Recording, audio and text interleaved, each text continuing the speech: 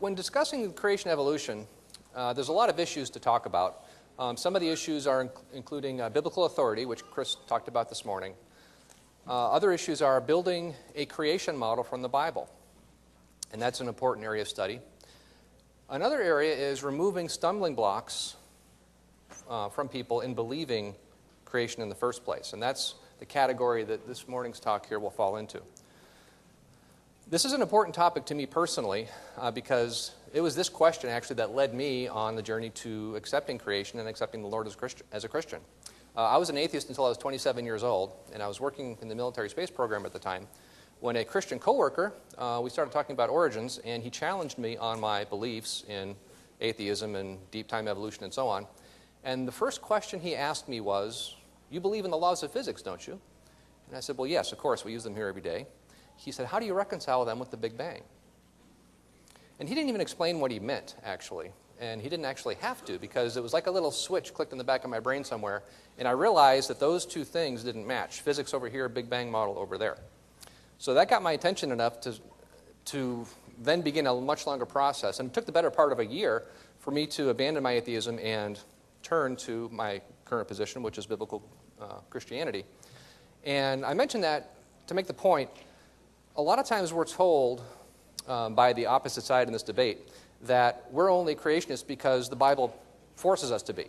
That because we have faith in this book, the Bible, which requires creation, therefore we believe it.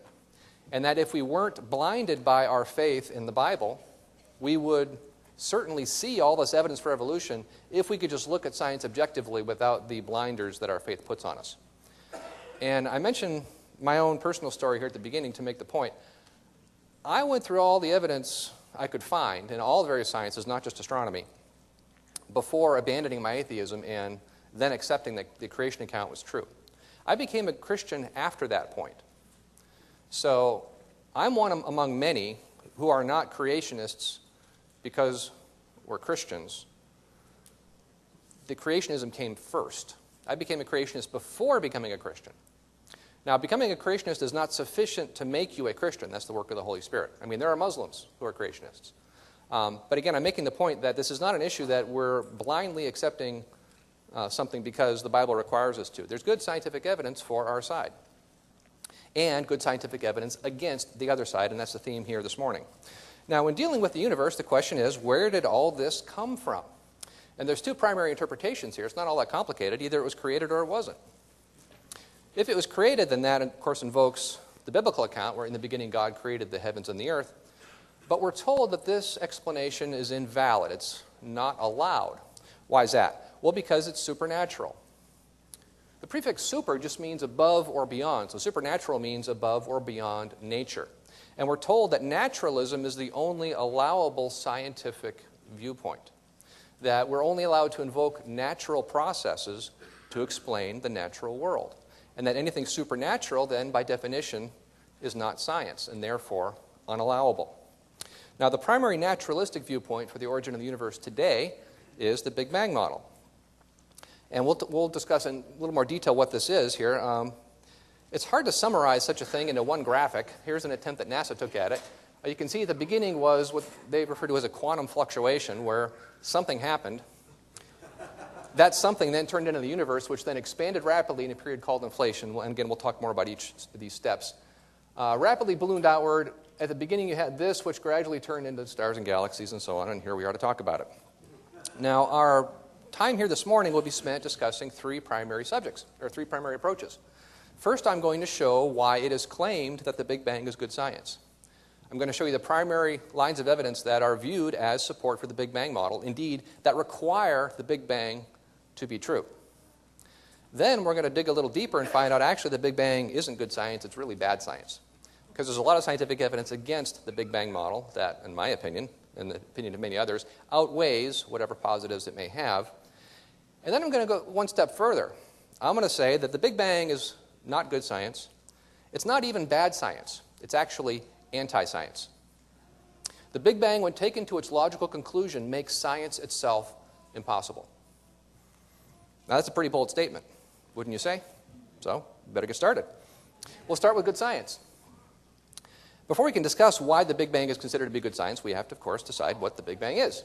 I'm showing you here a photograph of the universe, with the exception of this, which is a star, and this star here, and that one, and a handful of others. Every other dot, speck, blob, point of light you see in this photograph is a galaxy. Galaxy, on average, contains 100 billion stars. So you're looking at thousands of galaxies here, and you can imagine all the stars that are represented. This view of the sky, this entire photograph, is the amount of sky that would be blocked from your view if you held a grain of sand above your head at arm's length. So the cosmos is incredibly vast, beyond our comprehension, really. I mean, we can assign numbers to it, but you can't really understand what's going on. So where did all this come from? Well, what we're being told is this, that in the beginning there was nothing, and there was a fluctuation of that nothing which turned into something.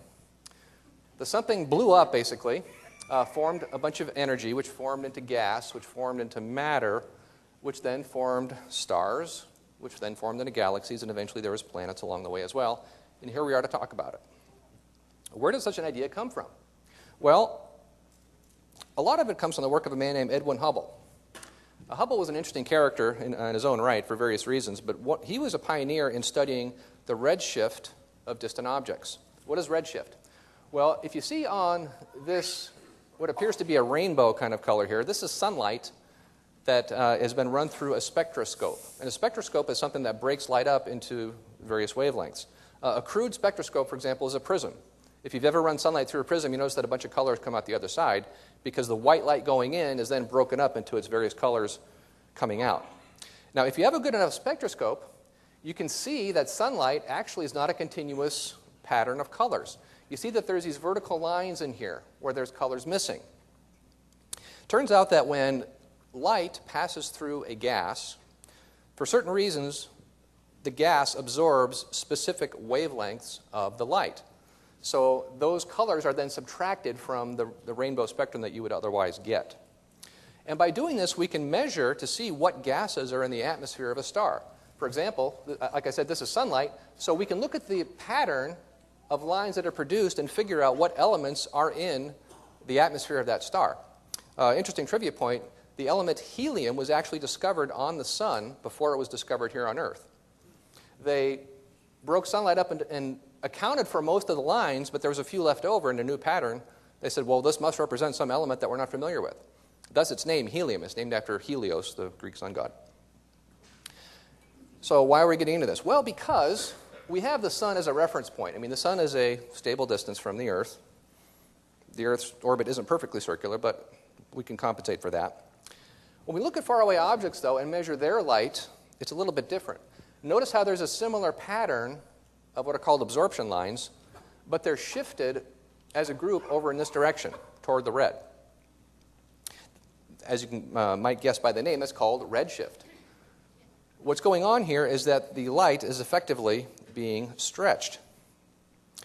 Now, Hubble was among those who discussed the fact that we see redshift basically everywhere we look in the sky.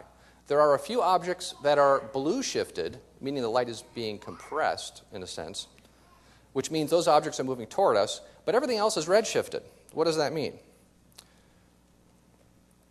I apparently have a slide that's missing here because it illustrated that the stretching of light to form the redshift is an indication that that object is moving away from us. So since all objects at non-local distances are redshift, or at least their light is, Hubble thought, well, let's investigate this a bit further, and he correlated a lot of this data and realized that if everything is moving away from us, well, imagine taking a movie of the universe as all these objects move away from us. Run the movie backwards, and you see that everything gets closer and closer together until eventually everything would be at the same place. And this is the fundamental idea of the Big Bang model. If everything, with only a few exceptions locally, if everything else is moving away from us as time progresses, then looking backwards in time, everything would be getting closer toward us until everything eventually arrives at one spot. Therefore, that's how everything began. It all started from one spot and moved outwards. So again, this is the fundamental idea behind the Big Bang model. Now, of course, as a theory of cosmic origins, it has a lot of things to explain. It literally has to explain everything in the universe. And there's been a lot of work done on that. The Big Bang model itself at least the current version of it, can produce primarily hydrogen gas in the beginning of it. According to the Big Bang model, the early universe was roughly 3/4 hydrogen, roughly 1/4 helium, a little bit of lithium, and maybe a scrap of beryllium, but nothing else. The Big Bang can't make anything else. Of course, there's a lot of other stuff, a lot of other elements that we have to explain. Well, scientists have worked on this and have constructed models for how all this other stuff was constructed in the centers of stars, and in some cases in supernova explosions and some other means. My point is that we are now told that we have a comprehensive model explaining where all of this came from. The Big Bang made primarily hydrogen and helium, like I mentioned. Everything else came along later in what is claimed to be a good model. Now, the third major element of the Big Bang is a prediction that was made. A while ago, it was realized that if the Big Bang were true, we would see something in the sky that's called the cosmic microwave background. Basically, looking out into space, we should see a slight temperature in all directions. Now, obviously, if you're looking at a star or a galaxy, you're looking at something hot. But even looking into cold space, space itself should be bathed in a very low level of radiation. This was predicted and then found. So in the early 1960s, the discovery of this was really the crowning glory of the Big Bang model.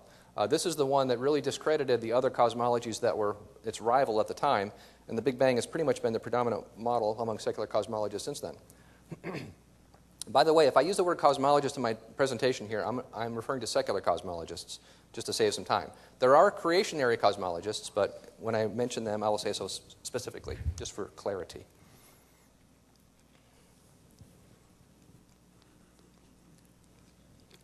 So those are the three fundamental pillars, really, of the Big Bang model. Redshifts, indicating that everything is moving away from us, therefore run the movie backwards and it all would have been in the same place.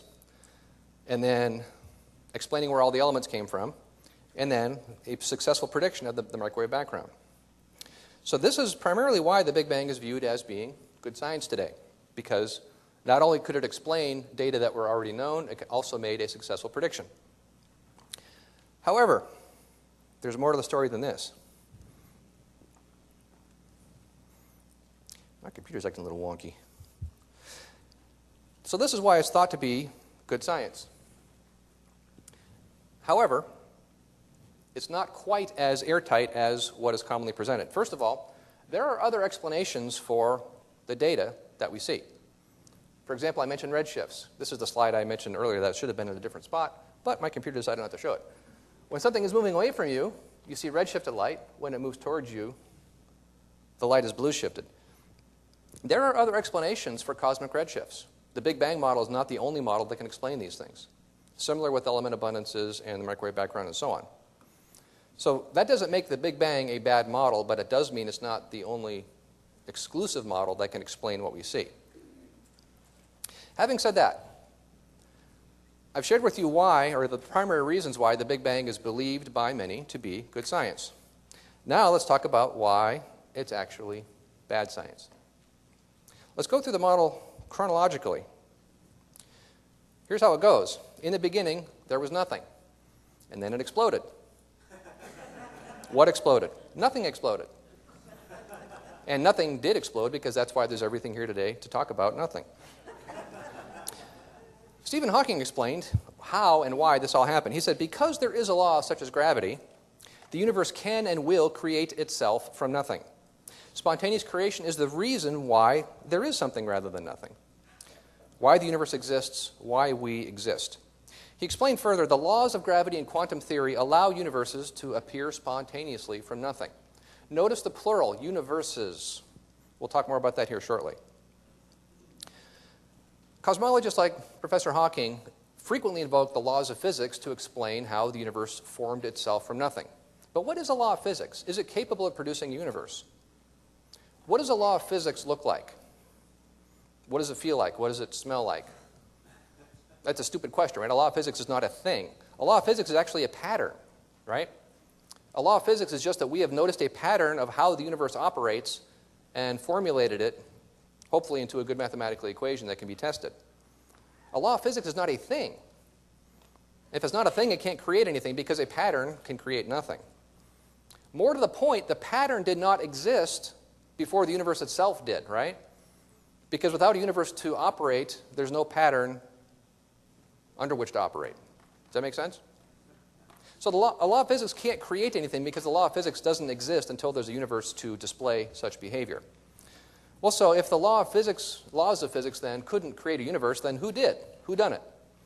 Well, a more practical thing to say would be that various forces recognized by physics maybe did this. Now, physics recognizes 4 fundamental forces. I've listed them for you here. But according to the Big Bang model, when did these forces form? Before the Big Bang or after the Big Bang? And the answer is after. So if they didn't exist till after the Big Bang, could they have caused the Big Bang in the first place? Could the universe have created itself through these forces? Well, something can't create itself. Now we're running into philosophical problems, because in order to create something, it must first exist. For self-creation to be true, something must exist before it existed, which is obvious nonsense. And how do you go from nothing to everything anyway? In the beginning there was nothing, and then today there's everything. Well, we're told that nothing did it, but nothing can create nothing. Nothing can do nothing. From nothing, nothing comes. Right? R.C. Sproul once said, if there was once ever nothing, there could never be anything. And I like the way Dr. Phil Fernandez put it. He said, you can't tell me that nothing made everything. I know too much about nothing. So, now some people say, well, even if you wait long enough, even that which is extremely improbable will eventually occur. But that doesn't work either, because time itself didn't start until the Big Bang occurred. So there's no time to wait. Nor was there a place to wait, right? Because there was no space. Going on to specifics now. The Big Bang model made primarily hydrogen. Now, hydrogen is a very interesting gas. It has a lot of useful properties. Among other things, we can make airships and such because it floats. But think about how amazing hydrogen must be if you're a cosmologist. If you're a cosmologist, you believe hydrogen is an odorless, tasteless gas that, when given enough time, turns into people. Right? Isn't that the logical implication? Because if in the beginning there was only hydrogen and a little helium to mix in with it, and then here we are, that's what must have happened. Not only that, hydrogen wrote the works of Bach, Mozart, and Beethoven. Hydrogen wrote every work of literature, Shakespeare, Pilgrim's Progress. Hydrogen painted the Mona Lisa. Hydrogen does everything. Does that make sense? Does this conform to what we know about how the world works? Back when I was an engineer, I used to wonder sometimes, maybe this reflects being overly geeky, but I would go home at the end of a day and be very tired, having worked all day, and I would think, there's no physical representation of the work I just did. I mean, I'm tired, I did something. I concentrated hard all day. But a carpenter can look at the house and say, I did that. Or other people can say, I built this. I would write software all day, and what was physically different in the world? Well, the only thing that changed was different magnetic patterns on a computer hard disk somewhere. That's the only thing that changed in the physical universe. Yet I had created something. I had created software. Software is non-material information.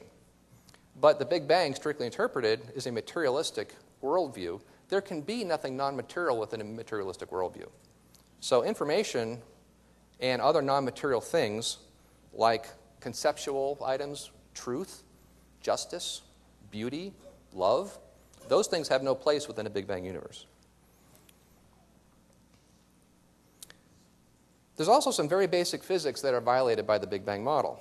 Now, probably the most fundamental principle in physics is called the law of conservation of energy, law of conservation of mass energy, to be more specific. And that's saying that energy and matter can't be created or destroyed. You've probably heard of E equals mc squared. This is a famous formulation of this. E stands for energy, m is mass, and then c is the speed of light, which is a very large number. So if you remember your algebra, that means that a little bit of mass equals a whole bunch of energy. Now, we can convert things on either side of that equal sign. We can convert matter to energy, for example. The most efficient way we know to do that is a nuclear bomb. A little bit of stuff releases a whole bunch of energy. We can go the opposite direction, by the way. We can take a whole bunch of energy and make a little bit of stuff. We do that in particle accelerators. You get little pieces of atoms whizzing around fast enough, smash them together. More particles come out of the collision than went in. But we're not creating matter. We're just converting energy to matter. And as I said, you can go the opposite direction as well. Again, probably the most fundamental principle in physics. If you take physics in high school or college, practically every problem you solve, the first thing you do is assume energy and mass are conserved. Then you write the equation that reflects that, and then you solve it, and hopefully you did it correctly, and you get an A. But the rest of the world reflects the truth of this. That's why we need to eat food. Because your body can't create energy, it has to get it from an external source. You need to pump gas in your car, same reason. Because your car needs to take the mass, convert it into energy in order to provide kinetic energy, which is motion, and so on. If you've ever gone on a diet, you're relying on this principle being true. You're relying on your body's inability to create energy. You want to use up stored energy that you've unfortunately accumulated over the years. But the Big Bang violates this principle in the largest way possible. On a universal scale, literally. I mean, we can't violate this on a workbench in the laboratory, but Big Bangers tell us the entire universe popped into existence out of nothing. That all this matter and energy, poof, there it was. Now, a cosmologist, if you were to point this out to him, would just smile patronizingly and says, well, you don't understand the beauty of the Big Bang model, because there's a solution to this. Yes, it's true that nothing made everything, but everything is really nothing. Therefore, it's not a problem that nothing made everything, because nothing really made nothing. See how easy that is? When they say this, they're reflecting a common practice in cosmology, which is to model the universe in such a way that you take all of the stuff, stars, planets, galaxies, and so on, and energy that's within it, and you add that up into a number. Then you model the universe in such a way that all of its gravitational potential energy is a negative number, and you can do that in such a way that the two numbers are the same. So if you get a positive number and a negative number that's the same, add them together, what do you get? 0. So they say that the universe actually is nothing. That therefore the Big Bang could create nothing from nothing and not violate the law of conservation of energy. This is sometimes funnily referred to as the free lunch model. You may have heard the saying in economics, there's no such thing as a free lunch. Well, some people have said the universe is the ultimate free lunch because you get the whole universe for nothing, because it is nothing. Well, you can say that in your textbook if you want to, but in the real world, that line of reasoning doesn't work. Here's just one example. When I was a teenager, I was very much interested in audio, and I used to design and build speaker systems as a hobby, and then did a little bit of the work professionally as well afterward.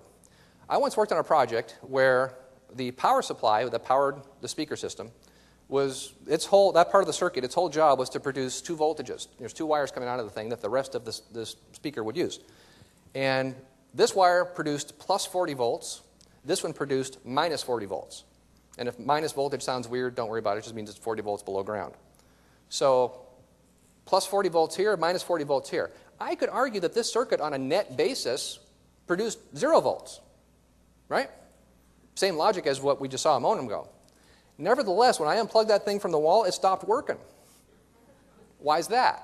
Well, because in the real world, you can't spontaneously diverge into positive and negative energy that counterbalance without expending energy to do that, which is what is necessary. That's why the speaker doesn't work unless you got it plugged in, drawing power from the power company, etc. You understand my point here? It's one thing to say that, okay, well, there's positive and negative energy and they cancel. Well, yeah, but that doesn't happen by itself. In the case of the speaker system, an intelligent designer had to build a system capable of doing that, and then you had to expend energy in order to make that happen.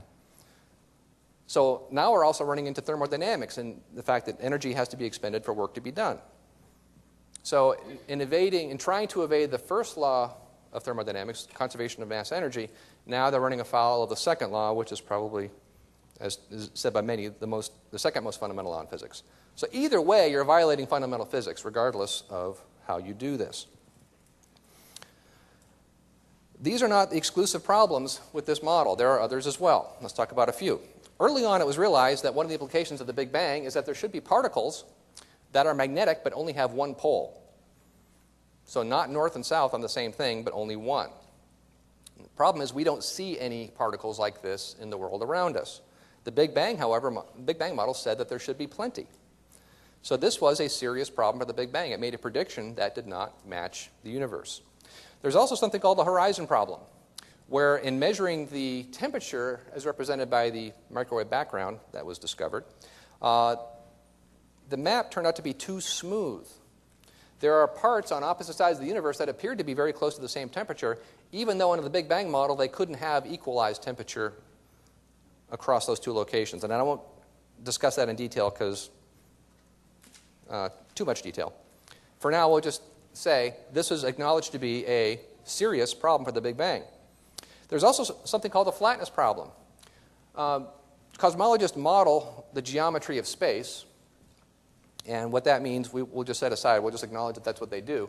And they were arguing over whether space would be this shape or this shape. I should say universe rather than space. But what surprised everybody was it turned out to be flat, which is near impossible in the standard Big Bang model. The Big Bang model should have gone way this direction or way that direction. It couldn't have stayed in the middle, but that's apparently what it did under their way of interpreting the universe. Around 1980, a cosmologist named Alan Guth found a solution to all three of those last problems. It's called inflation. What is inflation? Well, inflation is the idea that early on in the history of the universe, that tiny speck of brand new universe suddenly started inflating at a very rapid speed, much higher than the speed of light. And why it did that, well, we don't really know that. It was done by a particle called the inflaton. Well, what is the inflaton? You ever seen one? No. Where does it fit in the model? Well, it doesn't. But it must exist because otherwise those three fatal problems for the Big Bang remain. And this solves the three problems, therefore it must be true. Once you start inflation, how do you stop it? Well, we don't know that either. The universe isn't inflating today, so it must have stopped, but the model says once it starts, it doesn't stop. As an article in Astronomy magazine pointed out, as to what drove inflation, nobody knows. Physicists have suggested a long list of models to describe the inflating universe, but most of the proposed solutions are mathematical conveniences with no particular physical basis. All the theories of inflation amount to proof that we don't have one good theory yet. So is inflation a good scientific hypothesis, or is it a Band-Aid? A hand-waving saying, well, this must have happened and done such and such because it solves big problems for us, even though the such and such itself doesn't have a good basis. Moving on, other problems have popped up interpreting the universe under a secular interpretation, one of which is rotation curves. We can measure the velocity of stars as they orbit the centers of their galaxies, and physics makes certain predictions about how fast they should be going depending on how far they are away from the center. It turns out that the ones at the edges of galaxies, for the most part, are moving too quickly. Now, there's several explanations for this. The most popular one by far today among secular cosmologists is called dark matter. It turns out that you can explain these speeds if there was a big halo of mass outside here. That changes the way the dynamics work and changes the velocities. So therefore, there must be actually a lot of stuff out here that's doing that. Well, what is that stuff? It's dark matter. We don't see anything there. Well, that's because it's invisible. What do you mean invisible? We don't know of any matter that would do that. Actually, I should qualify that statement. There are solutions to this that are available, but the secular community rejects them, and I'll talk about this later. For now, dark matter is by far among secular cosmologists the predominant view that there must be all this extra stuff to explain these particular issues, even though we don't see anything. Now, they have subsequently discovered that some of the conventional solutions they thought they had for what dark matter might be don't work. So now the search is onward for exotic new forms of matter that don't produce light. I mean, they don't produce radiation of any kind. No X-rays, no light, no radio waves, whatever. The only effect it has with everything else is gravity. However, particle physics doesn't have anything like this. And even some secular cosmologists are uncomfortable here. This guy said, it's an embarrassment that the dominant forms of matter in the universe are hypothetical. So when you look in the sky, you see stars, planets, galaxies. That's normal matter. Cosmologists are now believing that there's a lot more dark matter than there is normal matter. And dark matter, again, is this hypothetical new form of matter that we don't know of. Moving onward from there. In the late 90s, it was discovered that some very far objects are displaying redshifts that are not consistent with Big Bang predictions. When interpreted under the Big Bang model, it appears that the universe's expansion is accelerating. Well, what could be doing that? Well, that's called dark energy. As Astronomy Magazine explained, to get enough oomph, that's a technical cosmological term, to drive the present acceleration of the universe, dark energy must make up about 73% of the total density of the universe. Now, basically, dark energy is anti-gravity. It's pushing against the gravitational attraction that all these various objects would otherwise have for each other and accelerating the expansion of the universe. But the biggest problem with this idea is that no one has any idea what dark energy is. So far, all we've been able to do is to name it. The nature of the dark energy that's causing the expansion of the universe to accelerate is now perhaps the most profound mystery in cosmology and astrophysics, and it may remain forever so. So let's take a brief state of the universe status. Here's what present cosmology tells us is true. 4% of the universe is normal matter, planets, stars, galaxies. That's everything we see in space. Almost a quarter of the universe is dark matter, which is completely unknown to physics. 3/4 of the universe's mass energy is dark energy, this mysterious anti-gravity, that's again completely unknown to physics. Now, the Big Bang model is supposed to explain everything. It's the theory of the origin of the universe, right? Now, if your theory of everything only explains 4% of everything, do you really have a theory of everything? I would say no. Yet it's still presented to us as a successful model. Moving onwards from here, there's something called the fine-tuning problem. There's actually a lot of different aspects to this that we won't have time to discuss. The universe, it turns out, is a very unlikely place for us to be. It's been compared to the difficulty of taking a sharpened pencil and balancing on its tip for 14 billion years all by itself.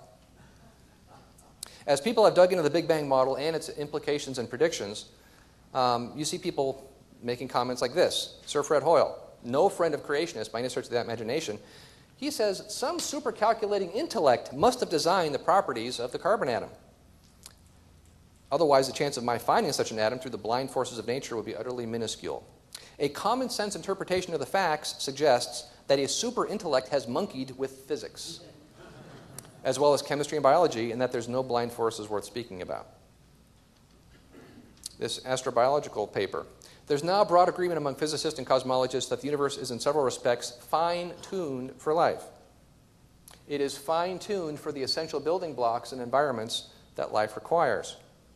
Freeman Dyson said, "The more I examine the universe and the details of its architecture, the more evidence I find that the universe in some sense must have known we were coming." Among all the different ways that microstates of the universe can arrange themselves, only an incredibly tiny fraction correspond to a smooth configuration of ultra-dense dark energy packed into a tiny volume. That's a big phrase, but he's basically trying to describe what the Big Bang model requires. The conditions necessary for inflation to begin are extremely specialized and therefore describe a very low entropy configuration. If you were to choose configurations of the universe randomly, you would be highly unlikely to hit on the right conditions to start inflation.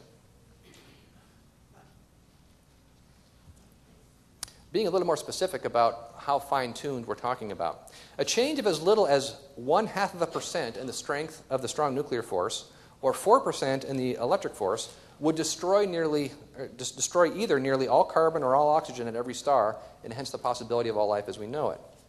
Change those rules of our universe just a bit and the conditions for our existence disappear. Most of the fundamental constants appearing in our theories appear fine-tuned. If they were altered by only modest amounts, the universe would be qualitatively different and in many cases unsuitable for the development of life. For example, if protons were 0.2% heavier, they would decay into neutrons, destabilizing atoms. And since we're made of atoms, that would be a bad thing, in case that wasn't obvious.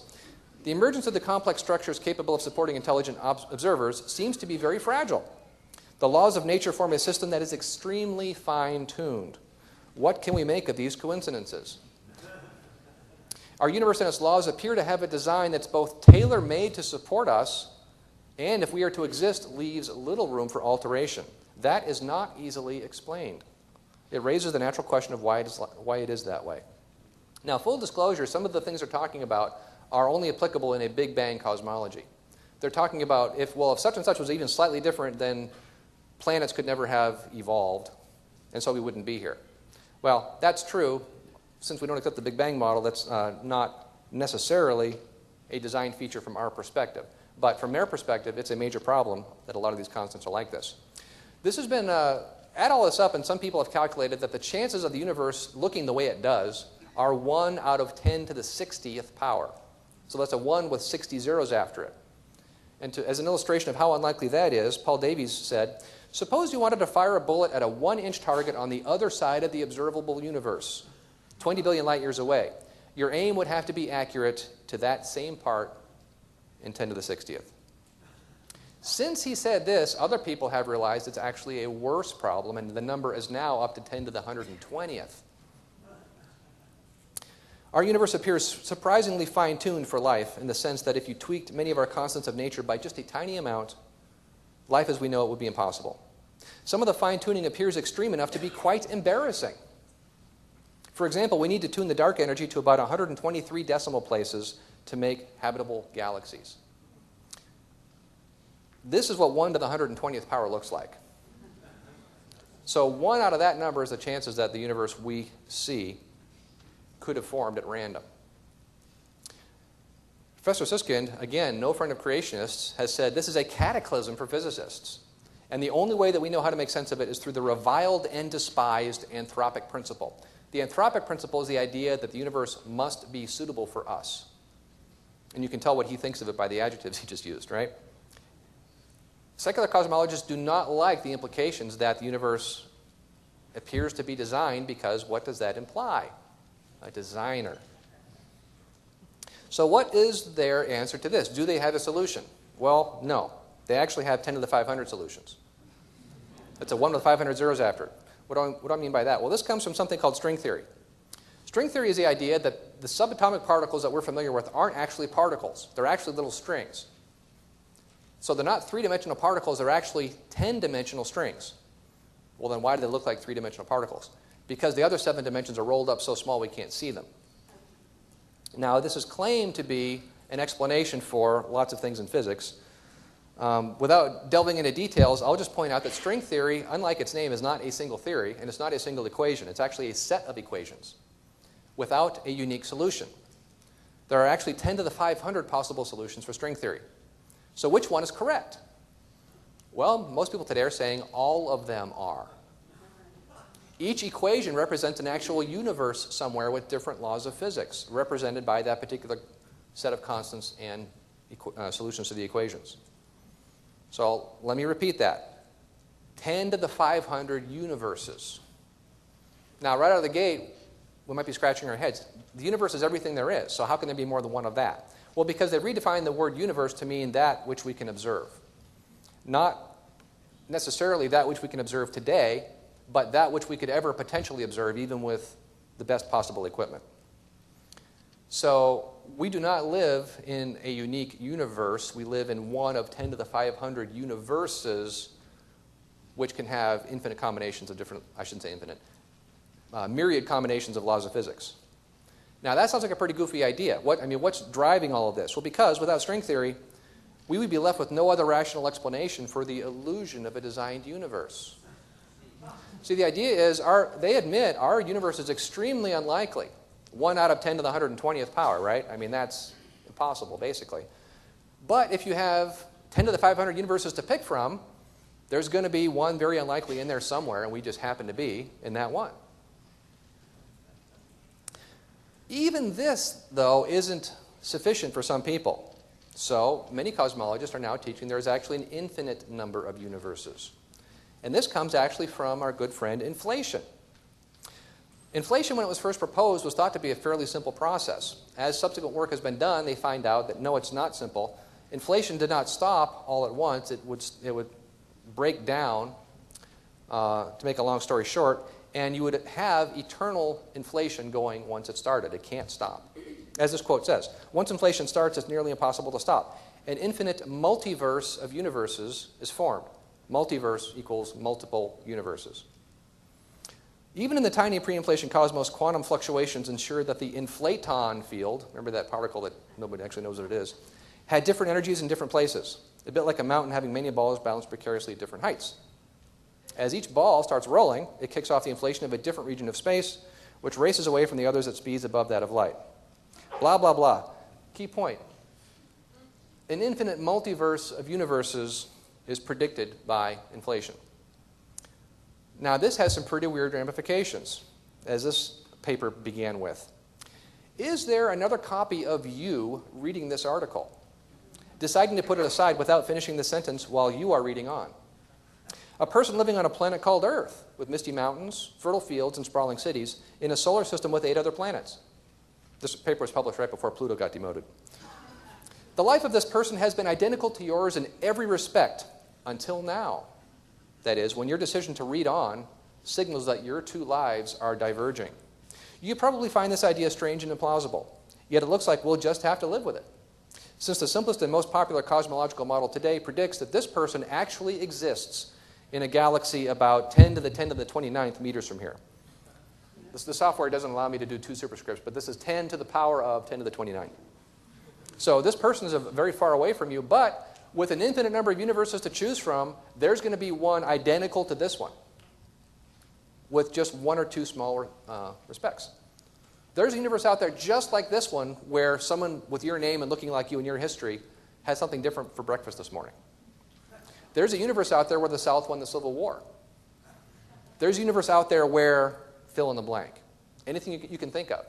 Because there's an infinite number to choose from, so everything is going to be there somewhere. This does not even assume speculative modern physics. Merely that space is infinite and rather uniformly filled with matter, as indicated by recent astronomical observations. Your alter ego is simply a prediction of the so-called concordance model of cosmology, which agrees with all current observational evidence, if you make certain assumptions, and is used as the basis for most calculations and simulations presented at cosmology conferences. If space is infinite and the distribution of matter is sufficiently uniform, then even the most unlikely events must take place somewhere. In particular, there are infinitely many other inhabited planets, including not just one, but infinitely many, with people with the same appearance, name, and memories as you. Indeed, there are infinitely many other regions the size of our observable universe where every possible cosmic history is played out. This is mainstream. Let's focus on this one sentence. Even the most unlikely events must take place somewhere. We'll come back to that. And again, remember that some versions of this say that different laws of physics can apply in different universes. Now, I just told you this is mainstream, and you still might find this kind of hard to believe because this whole idea sounds pretty weird. But no, this is mainstream. I mean, lots of books are coming out on this. Article New Science has said, our most successful theories lead to the inescapable conclusion that our universe is just a speck in a vast sea of universes. The multiverse is not some kind of optional thing, like can you supersize or not, says this theoretical physicist. Our own cosmological history, he says, tells us that it's there and we need to deal with it. So if you find this idea too weird, well, you better just deal with it. Is this good science? By definition, all these other universes are unobservable by us. Again, even if we have better telescopes, best telescopes possible, can't do it because, for example, inflation, there's inflation going on faster than the speed of light, which prevents light ever traveling between the universes. Thus, we could never see, observe, measure these other universes whatsoever. So to invoke things that are outside of our observation doesn't sound like good science to me. Especially when the primary motive is, in this case, inflation, which is to rescue your theory from fatal observational problems.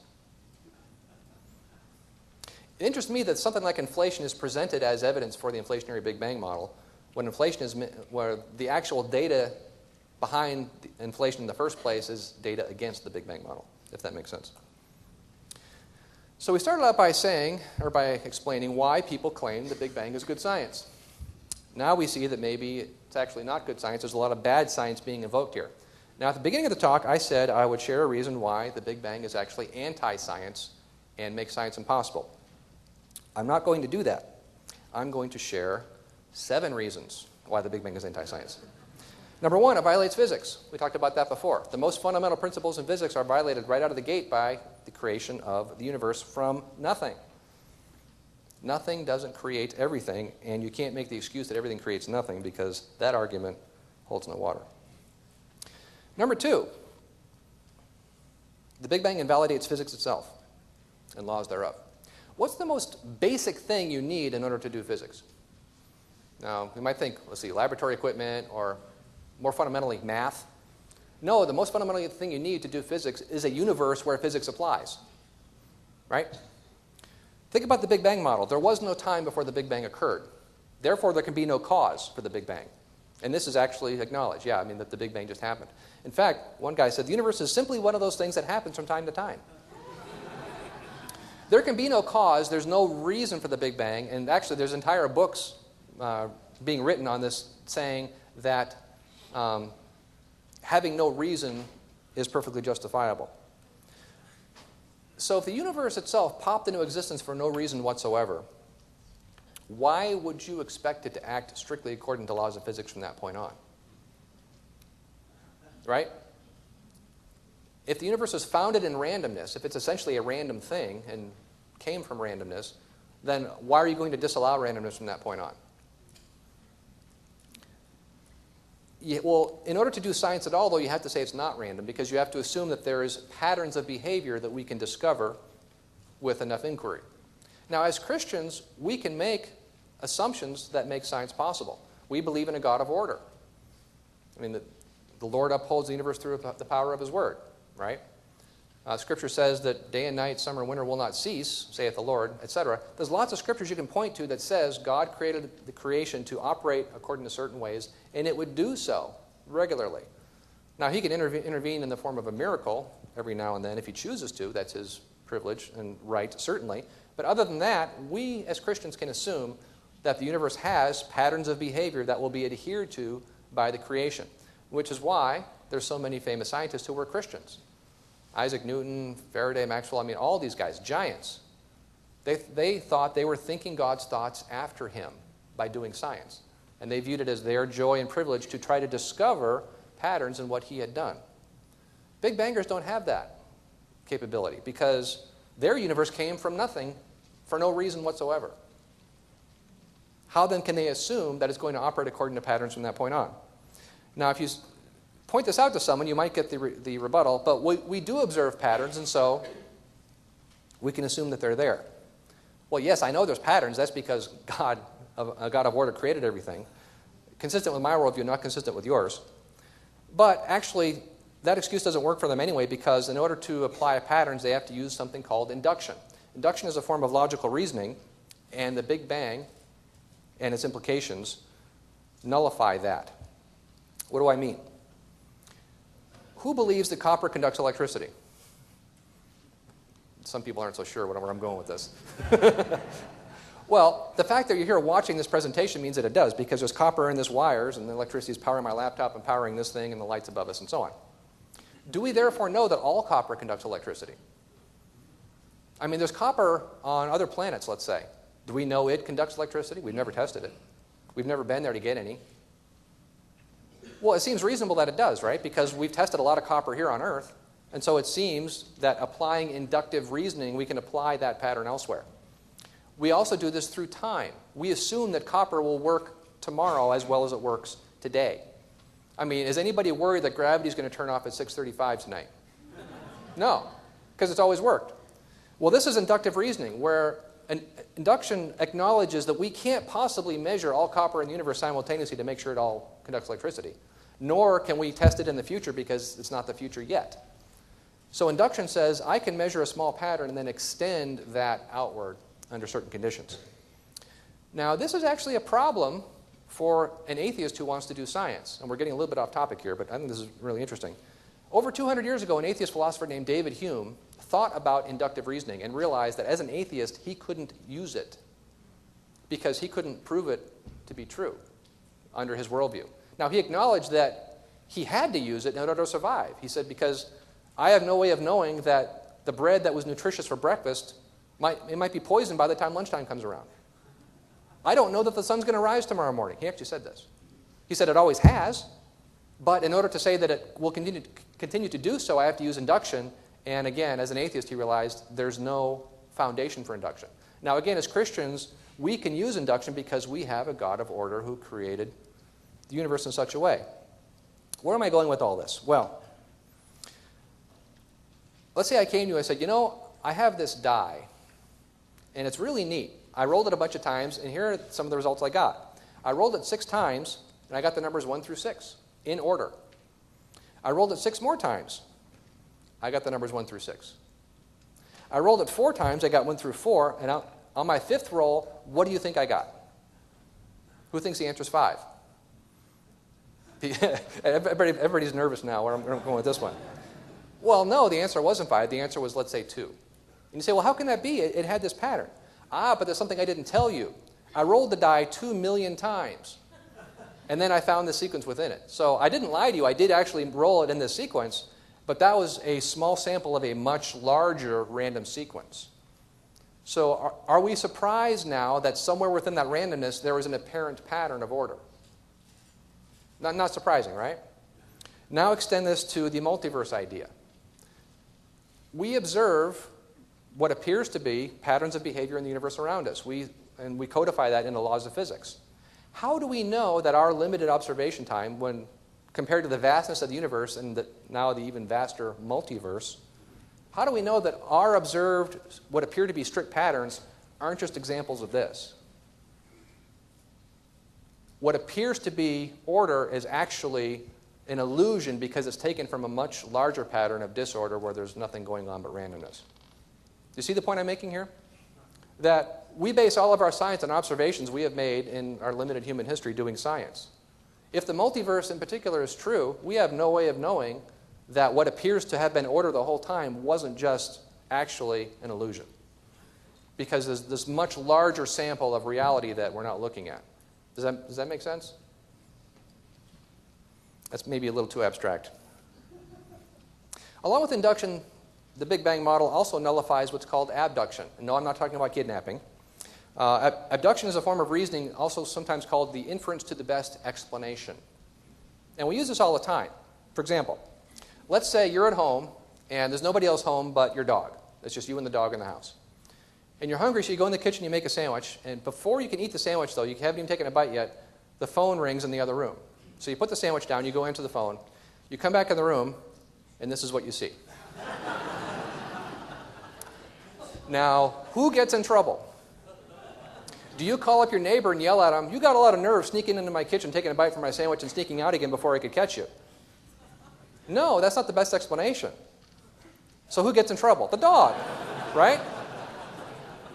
You can't prove it was the dog who did it, short of, cutting the dog open, examining its stomach contents, or whatever. But the best explanation is the dog done it, right? And our society is based on this principle being true, that we can use the best explanation. For example, a criminal standing before a judge. Judge says, you've heard the evidence against you. What do you have to say for yourself before the court passes judgment? The accused says, well, Your Honor, here's how it is. I know there appears to be a lot of evidence against me, but I can explain. See, I know that what appeared to be my footprint was found at the scene of the crime. But you see, the wind and the rain eroded the soil in such a way that it just happens to look like my footprint. And I know I was found with a bag of stuff that looked like all the goods that were stolen, but I just happen to own identical articles of each item that was taken from that person's house. And I know someone else claimed to have seen me at the scene of the crime, but you see, genetics tells us that there's someone else in the world that looks a lot like each of us. And so that person just happened to be at that location where I was somewhere else.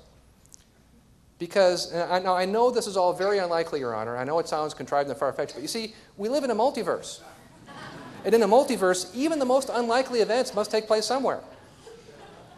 Now, is the judge going to accept this form of reasoning? No, that guy's going to jail. We reject this form of reasoning everywhere else in life. Why do we accept it when it comes to a cosmologist? Number 5, Big Bang model taken to its conclusions destroys predictability, which is an essential part of science. For example, Stephen Hawking has written, a bottom-up approach to cosmology. By bottom-up, he means trying to describe the early universe mathematically and then following the equations forward to see what predictions are made and then seeing if the universe matches those predictions. It either requires one to postulate an initial state of the universe that's carefully fine-tuned, as if by an outside agency, i.e. God, which he does not want, or it requires one to invoke the notion of eternal inflation, which prevents one from predicting what a typical observer would see, because eternal inflation produces all possible effects. As this article, New Scientist, pointed out, I quoted the first paragraph earlier, once inflation starts, it's impossible to stop. an infinite multiverse is formed, this is not good news for our hopes of cosmic enlightenment. In a single universe, an underlying theory of physics might offer a prediction for how flat the universe should be, say, or for the value of dark energy, the mysterious entity that seems to be driving an accelerated expansion of the universe.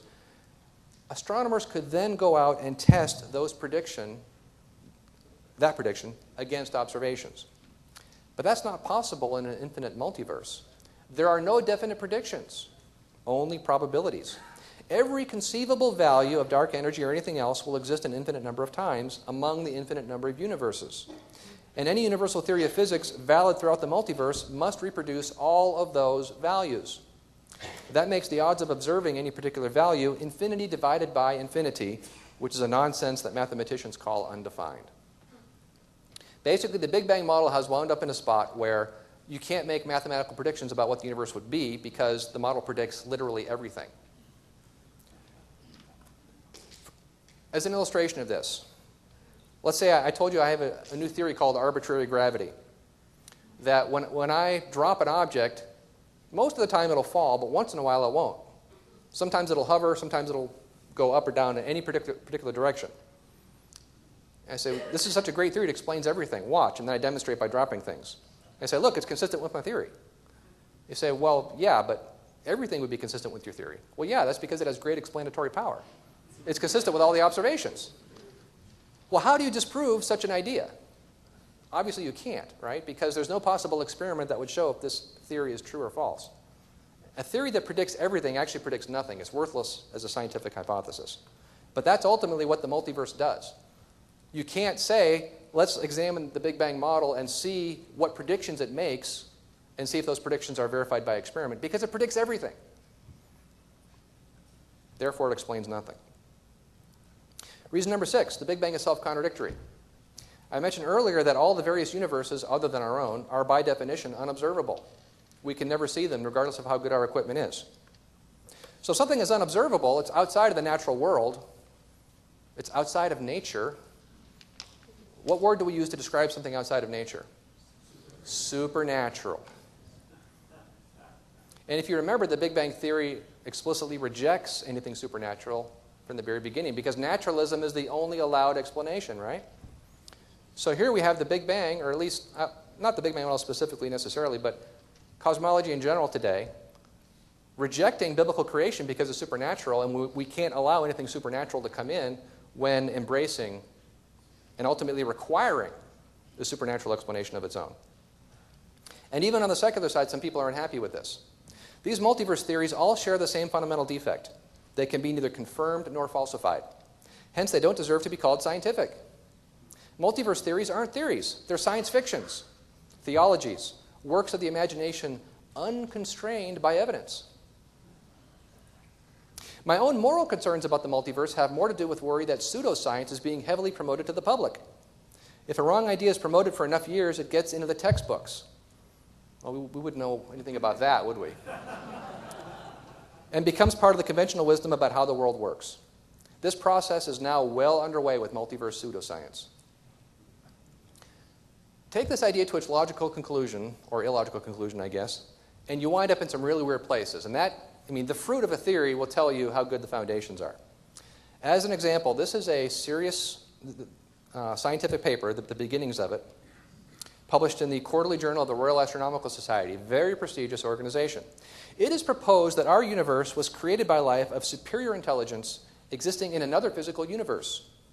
Intelligent beings, perhaps our own descendants in the far future, might possess not only the knowledge to design, but also the technology to build universes. This forms the basis of a theory of natural selection of universes. Boy, Darwin applies everywhere, doesn't he? Intelligent life in parent universes creates offspring universes. And in the offspring universes fit for habitation, new life evolves to a high level of intelligence and creates further universes. Universes unfit for habitation lack intelligent life and cannot reproduce. So here's natural selection, right? The fit survive and the unfit don't. This natural selection process explains why the constants of physics have their observed, finely tuned values and might even help us to understand why our universe is comprehensible to the human mind. Does that make sense to anybody? Is this type of thinking good science? Here's another paper from Dr. Ronald Breslow, very accomplished scientist, long list of awards, member of multiple academies, lots of publications.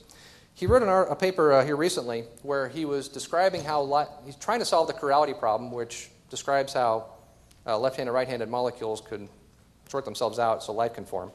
And in discussing how life might have been seeded on other planets, at the end of his paper, he mused a little bit on the fact that, well, you know, since we know evolution happened here, then evolution should happen elsewhere too, and it should really proceed in similar fashion. So some of those other planets probably have dinosaurs on them. Now, here on this planet, though, dinosaurs only are not around today because they got wiped out by a freak asteroid collision. And what if dinosaurs on other planets hadn't been wiped out by freak asteroids? Well, they would have evolved further. Eventually, maybe, you get this. Such life forms could well be advanced versions of dinosaurs if mammals did not have the good fortune to have the dinosaurs wiped out by an asteroidal collision, as on Earth.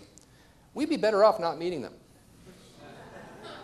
Because there's nothing worse than doing space exploration and running into alien dinosaurs with better weapons than you have, right? But isn't this a logical implication? Now, he wasn't invoking the multiverse ideal specifically, but it's very consistent with this. Anything that's possible will happen somewhere.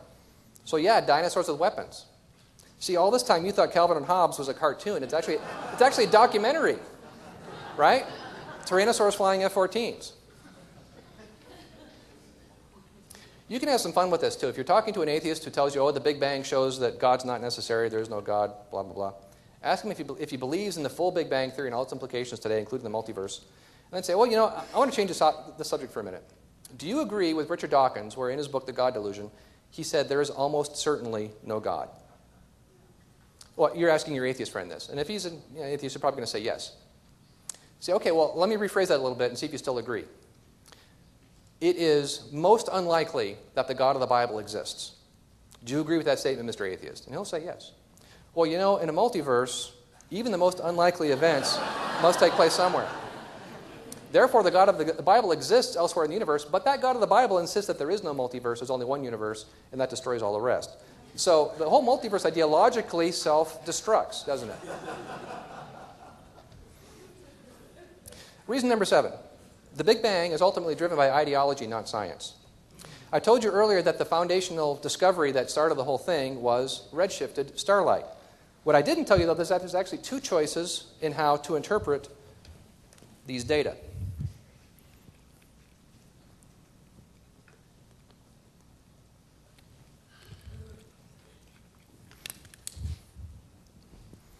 Number 1 is that we appear to be at the center of an expanding universe where everything is moving away from us, because it would look this way from anywhere in the universe you happen to be, which is the option that Edwin Hubble chose.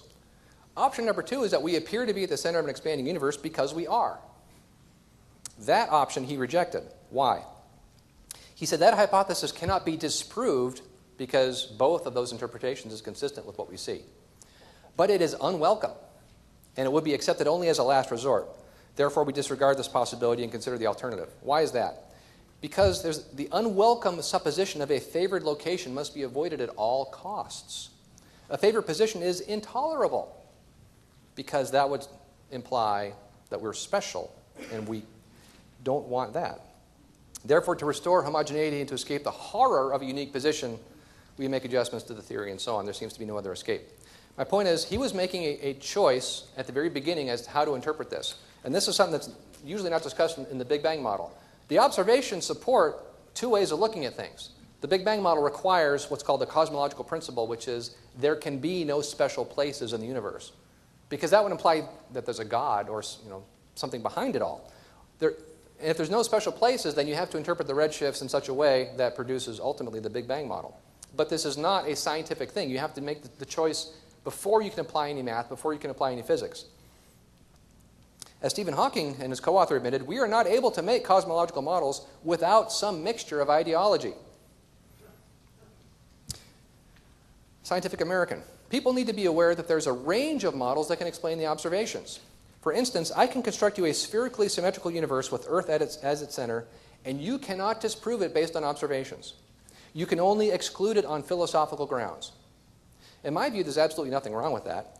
What I want to bring into the open is the fact that we are using philosophical criteria in choosing our models. A lot of cosmology tries to hide that.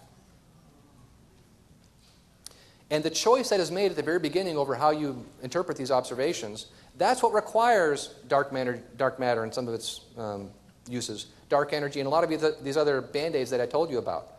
These aren't necessary if you make a different choice at the beginning of the model. But because they reject that possibility because they don't want God to sneak in, then they wind up with all these other solutions that really smack of desperation. As this cosmologist said, if there's only one universe, you might have to have a fine-tuner. If you don't want God, you better have a multiverse. My time is running out, so normally I would review some of the scientific problems that we discussed at the Big Bang. I want to reiterate the point that I made last night. This is not a war of religion versus science as it's portrayed. It's not that there's science over there and we're religious over here. Is creation a faith-based view? Yes, absolutely. But so is the Big Bang. And the Big Bang, as I said, is self-contradictory. It claims to reject supernatural explanations while requiring them. It claims to embrace science while ultimately making science impossible. And it's based on a philosophical choice to reject any possibility of us having a special place in the universe. Now, for clarity, I'm not a geocentrist. I'm not saying the Earth is stationary and the sun goes around, etc. But the idea of our galaxy being somewhere close to the center of the cosmos, again, is consistent with the observations. Now, a brief note to people who try to use the Big Bang and they're apologetic, and unfortunately there's a lot of these. People are told, well, the science says that there was a Big Bang. It sounds reasonable because if stuff's moving away, then it must have all started from the same place in a Big Bang. So we should try to reconcile that with the Bible. And as Chris said this morning, what reconcile usually means is change what the Bible says. But our talk here this morning should be a good warning about this. Number one, the Big Bang is not good science, as we've seen. It violates most important laws of science and makes a scientific approach impossible if you really think about it. It's also built on an anti-theistic foundation, a rejection of the possibility that we could be at a special place in the cosmos. So building your theology on an anti-theistic assumption, of course, obviously is not a good thing to be doing. And lastly, if you're going to build your theology on the Big Bang, you're building it on shifting sands. A friend of mine likes to point out that all scientific theories have shelf lives, right? I mean, what is believed today might be thrown out on the garbage heap tomorrow. Scientific theories come and scientific theories go. If you change your interpretation of the Bible, then you're in quicksand. The Bible is our authority. It says, in the beginning God created the heavens and the earth. This is the Word of God. Now, it doesn't need me to say it's our authority. It has its own authority. But my point is, we should be basing our worldview, our foundation, our science on this, which does not change, versus the Big Bang, which is anti-science and probably will change. There are cosmologists who do not like where the Big Bang model currently is today. Not so much the multiverse thing, but a lot of people dislike the idea that there was a beginning. And there are cosmologists out there trying to build secular models that get away from that. There's a cyclic universe model, there's a neo-steady state model, there's others. There are people trying to eliminate a beginning of the universe from the secular model. Now, that hasn't caught on yet widely, but it might someday. And if you are basing your interpretation of Scripture on what the majority scientific opinion today happens to be, where are you going to be where that opinion changes to deny any kind of beginning to the universe? I think the answer to that would be clear. As Psalm 19 says, the heavens actually declare the glory of God, and the firmament shows his handiwork, so we should believe that, because indeed they do declare his glory. Briefly, on the book table in the back there's a couple of DVDs. If you like this perspective on astronomy, you can get more of it back there. What I shared this morning is not yet on a DVD form. Of course, you've just seen it live. The DVD is back there. I had some questions about this. Number one, which is this, goes through every planet in our solar system and a lot of their moons. Each planet in the solar system actually discredits the secular model of origins in a different way. Now, this is not the Big Bang model specifically, because even the other secular cosmologies have to explain planets also. But it is refuting the secular model for where all this stuff came from. It's a very fun study. There's 240 some odd photographs in that one. Volume 2 goes through stars and galaxies, shows the same thing. Take the secular model to its logical conclusion and see, can it explain what we see in the cosmos? And the answer is no.